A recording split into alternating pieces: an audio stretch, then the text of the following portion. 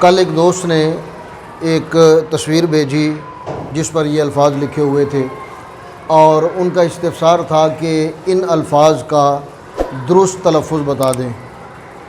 پھر انہوں نے ایک ویڈیو لنک بھیجا جس میں ان الفاظ کے غلط تلفظ اور درست تلفظ بتائے گئے تھے۔ تو وہ غلط اور درست میں غلط کون سے تھے، درست کون سے تھے، ان سے تو ہمیں بحث نہیں کرنی، البتہ ان الفاظ کا درست تلفظ کیا ہے وہ کچھ اصول اور کچھ قواعد کے مطابق ہم دیکھتے ہیں کہ الفاظ کی ادائیگی میں جو درست تلفظ ہے ان کا کیا ہے۔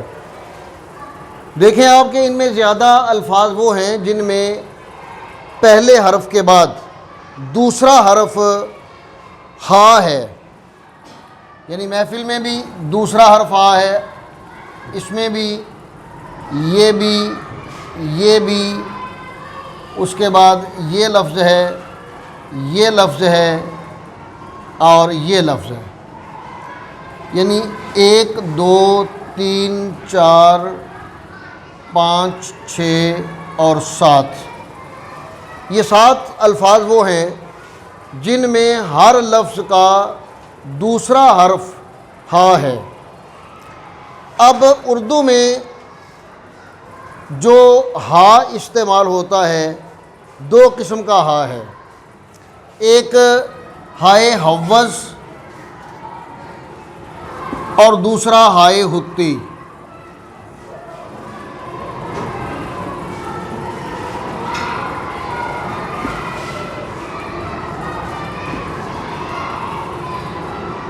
ہائے حوض اور ہائے حتی، یہ 2 ہا استعمال ہوتے ہیں۔ یہ جو 2 چشمی ہے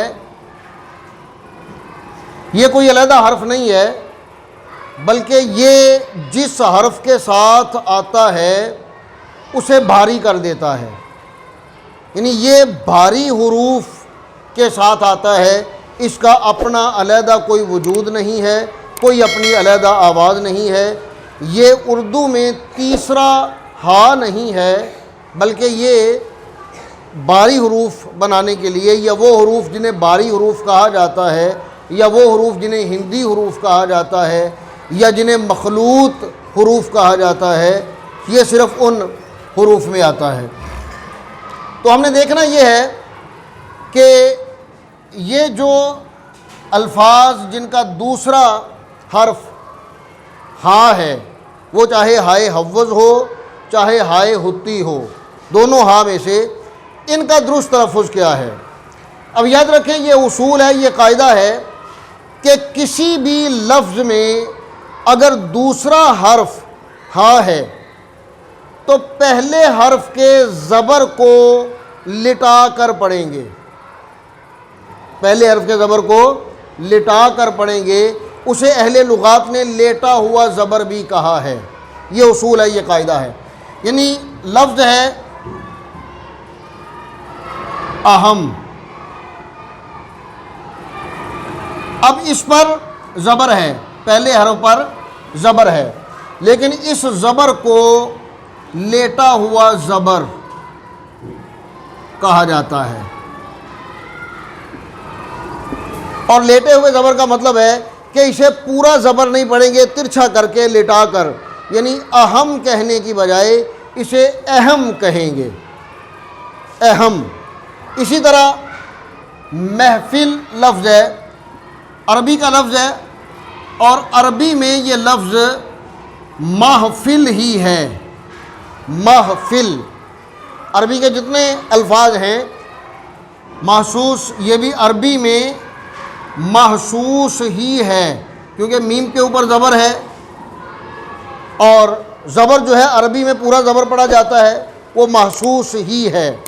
لیکن جب یہ اردو میں آئے گا تو اردو کے قاعدے کے مطابق، اردو کے اصول کے مطابق اس زبر کو پورا زبر نہیں پڑھیں گے، لٹا کر پڑھیں گے، اور یہ اردو میں محسوس پڑھا جائے گا، محبوب پڑھا جائے گا، محفل پڑھا جائے گا۔ اسی طرح عہد پڑھا جائے گا، عہد بھی عربی کا لفظ ہے، عربی میں یہ عہد ہی ہے، عہد، عربی میں احمد ہے، اردو میں احمد ہے۔ اسی طرح محدود، عربی میں محدود ہے، اردو میں محدود ہے، کیونکہ اردو کے قاعدے کے مطابق ہم زبر کو لٹا کر پڑھیں گے، لیٹا ہوا زبر پڑھیں گے، اسے نیچے کی طرف جھکا کر پڑھیں گے، زیر کی طرف تھوڑا سا جھکا کر پڑھیں گے، البتہ زیر نہیں آئے گا اس کے نیچے۔ میم کے نیچے اگر اسے حرکات لگائیں تو یہاں زیر نہیں آئے گا، یعنی رہے گا یہ زبر ہی، لیکن اردو میں اسے لیٹا ہوا زبر پڑھیں گے اور اسے محدود نہیں بلکہ محدود پڑھیں گے۔ اب اگر کوئی یہ کہے کہ دیکھیں جی عربی کے الفاظ کا جو عربی میں تلفظ ہے وہی اردو میں ہونا چاہیے، تو پھر میری گزارش یہ ہے کہ ہم نہر کو نہر کیوں کہتے ہیں؟ عربی کا لفظ ہے نہر، قرآن مجید میں بھی بار بار یہ لفظ آیا عربی زبان میں، تو عربی میں نہر ہے، اردو میں نہر کہتے ہیں۔ عربی میں قہر ہے، اردو میں ہم قہر کہتے ہیں، زہر کو زہر کہتے ہیں۔ تو یہ قاعدہ ہر جگہ پہ اپلائی ہوتا ہے، اس میں کوئی استثناء نہیں ہے کہ جس لفظ کا دوسرا حرف ہاں ہوگا اس کے پہلے حرف کے زبر کو، اگر زبر ہے پہلے حرف پر، اگر زبر ہے، اگر پیش ہے تو پھر تو پیش کی طرح پڑھا جائے گا، یعنی زہرہ کو زہرہ ہی پڑھا جائے گا۔ البتہ اگر زبر ہے پہلے حرف پر تو پھر اس زبر کو لٹا کر پڑھیں گے اور اسے بحر نہیں پڑھیں گے۔ بحر بھی عربی کا لفظ ہے، اردو میں جب اسے پڑھیں گے تو بحر ہی پڑھیں گے۔ تو یہ جو ہا والے الفاظ ہیں، جن الفاظ کا دوسرا حرف ہا ہے، وہ تو سارے تلفظ ان کے کلیئر ہو گئے، وہ تو واضح ہو گیا کہ کس لفظ کا کیا تلفظ ہے۔ اس کے بعد یہ جو لفظ ہے پہلا لفظ، یہ سمت بھی کہا جاتا ہے، سمت بھی کہا جاتا ہے، نہ جانے کیا کیا کہا جاتا ہے، تو اس کا درست تلفظ سمت ہے، سین پر زبر ہے، میم ساکن ہے، سمت۔ محبت عام ہے یہ لفظ کہ محبت ہی ہے، غلطی بھی عام لفظ ہے۔ اس کے بعد یہ جو لفظ ہے صاد، فا اور تا، نہ تو یہ صفت ہے اور نہ یہ صفت ہے، یعنی صاد کے نیچے زیر اور فا کو ساکن کرنا یہ بھی غلط، صاد کے نیچے زیر اور فا کو مشدد کرنا یہ بھی غلط۔ تو درست تلفظ کیا ہے اس کا؟ صفت، یعنی صاد کے نیچے زیر اور فا کے اوپر زبر، اس کا یہ درست تلفظ ہے، صفت۔ مشقت عام لفظ ہے۔ اب ایک اور قاعدہ اور اصول ملاحظہ فرمائیں اس لفظ کے حوالے سے، جسے اقسام یا اقسام کہا جاتا ہے۔ اب اگر اسے اقسام لکھا جائے،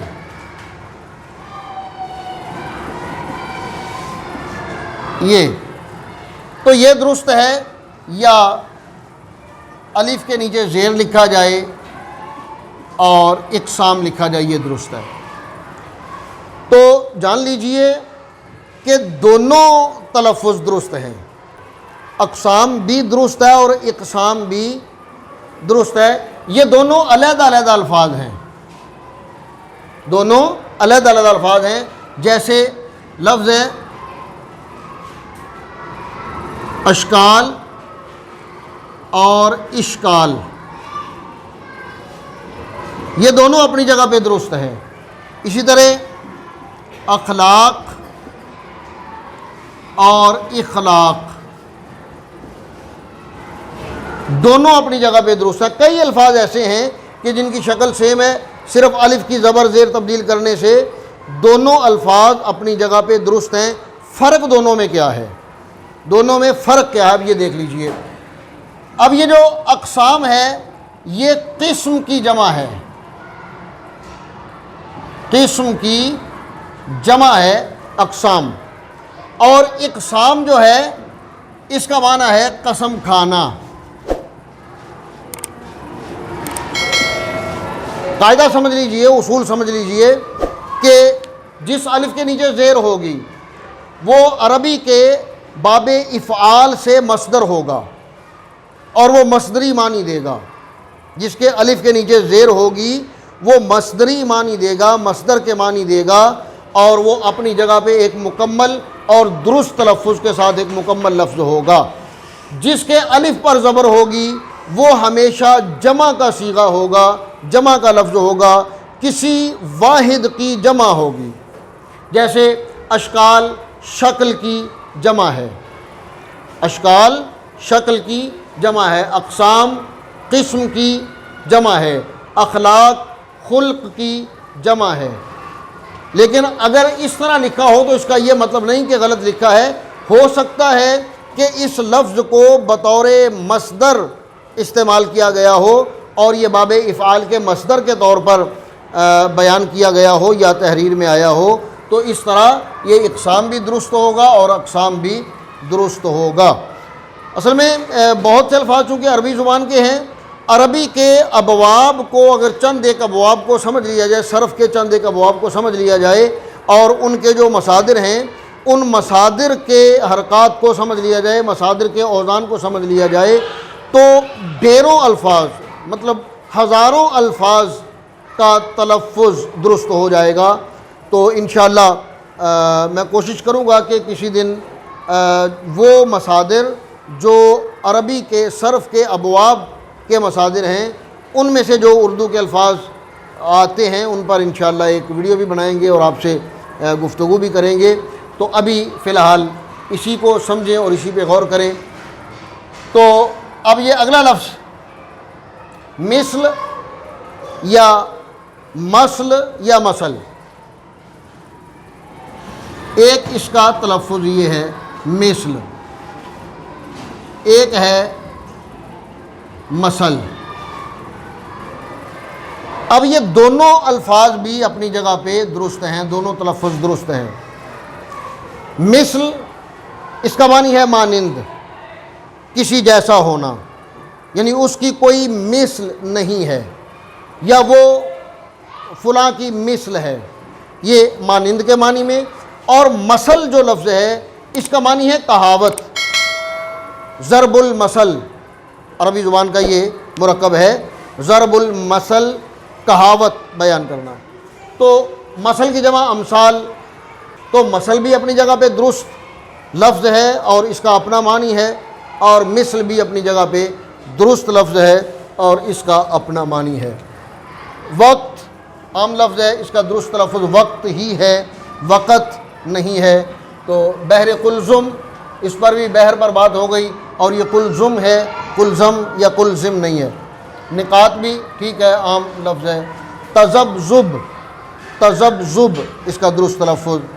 اب یہ جو قہقہا لفظ ہے، قہقہا، اس کا بھی اصول وہی ہا والا کہ دوسرا حرف ہا ہے تو پہلے حرف کے زبر کو لٹا کر پڑھیں گے، اور باقی جو قلعہ ہے یہ قلعہ نہیں ہوتا، یہ قلعہ ہوتا ہے، قلعہ۔